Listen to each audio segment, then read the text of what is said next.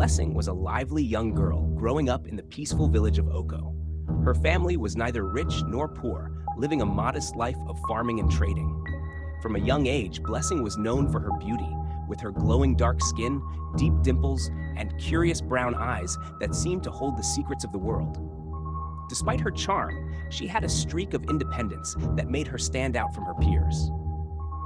One bright morning, Blessing was sent by her mother to fetch firewood in the nearby forest. As she made her way through the winding paths, humming a song, she suddenly heard someone call her name. Blessing! Startled, she turned to see a boy sitting on a rock near the path.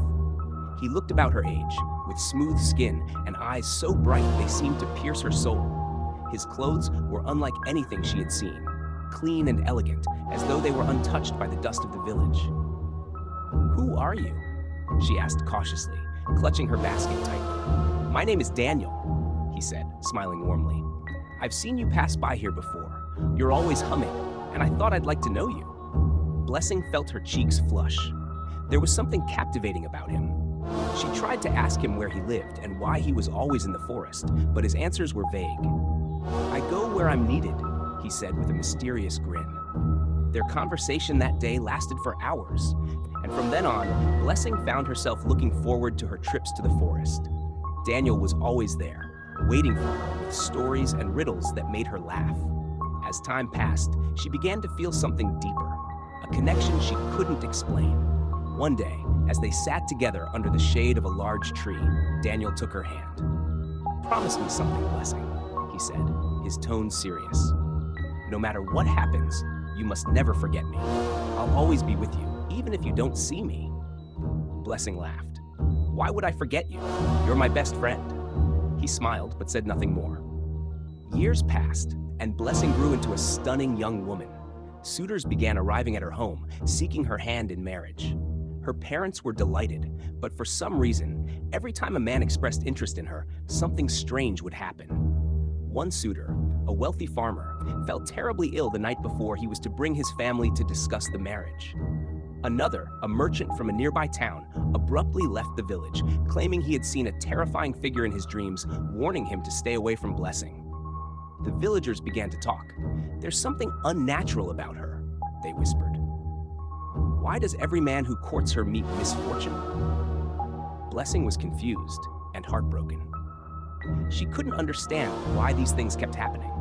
One night, she had a vivid dream where Daniel appeared to her, his face calm, but his voice firm. "You belong to me, Blessing. No one else can have you." When she woke up, her heart was heavy. She hadn't seen Daniel in years, but his words haunted her. When Blessing turned 20, her life took a strange and sudden turn. Out of nowhere, she became incredibly wealthy. She started a thriving business selling fabrics and built a large, beautiful house in the center of the village. The villagers were baffled. "Where did she get all this money?" they asked. Some said she had discovered a hidden treasure. Others whispered that she had made a pact with a spirit. Not long after, Blessing shocked the village even more. She gave birth to a child. There was no husband, no suitor, no explanation.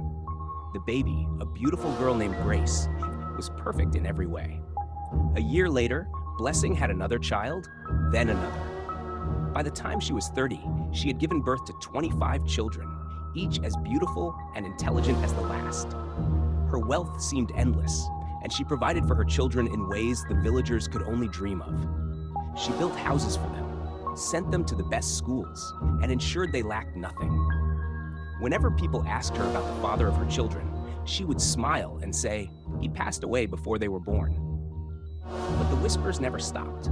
The villagers were convinced that Blessing had a spiritual husband, a being from another world who was the father of her children.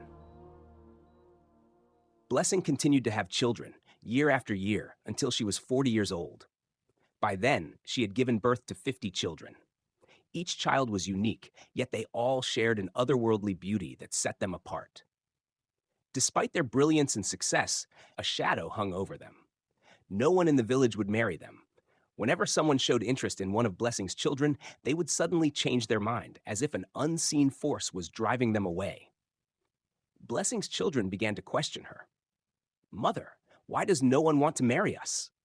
Who is our father?" Blessing would always deflect their questions. Your father loved us dearly, but he is no longer with us. As Blessing grew older, she began to feel the weight of her secrets. On her 70th birthday, she gathered all her children in the grand hall of her house. They were grown now, successful and independent, but they still looked to her for guidance. My children, she began, her voice trembling, there is something I must tell you. The room fell silent. Her children looked at her with anticipation and fear. Your father was not an ordinary man, she said. He was a spirit, a being from another world. I met him when I was young, and he claimed me as his own. I didn't understand it then, but he has always been with me, even when I couldn't see him. The revelation shocked her children. Some wept, others sat in stunned silence. Why didn't you tell us? Grace asked, her voice breaking. I was afraid, Blessing admitted. I didn't want you to feel ashamed or cursed. I wanted you to live normal lives. Though the truth was out, the stigma remained. People in the village continued to avoid Blessing's family, and her children struggled to find acceptance. Over time, some left the village to start new lives, while others stayed to care for their mother. Blessing passed away peacefully at the age of 85, surrounded by her children. At her funeral, the villagers whispered about her life, her wealth, and the mysterious man who had claimed her heart. Her children carried her legacy with pride, determined to overcome the shadows of their origins. Though their lives were forever marked by their mother's story, they found strength in the love she had given them and the sacrifices she had made. Blessing's story became a legend in the village, a tale of love, mystery, and the unbreakable bond between a mother and her children.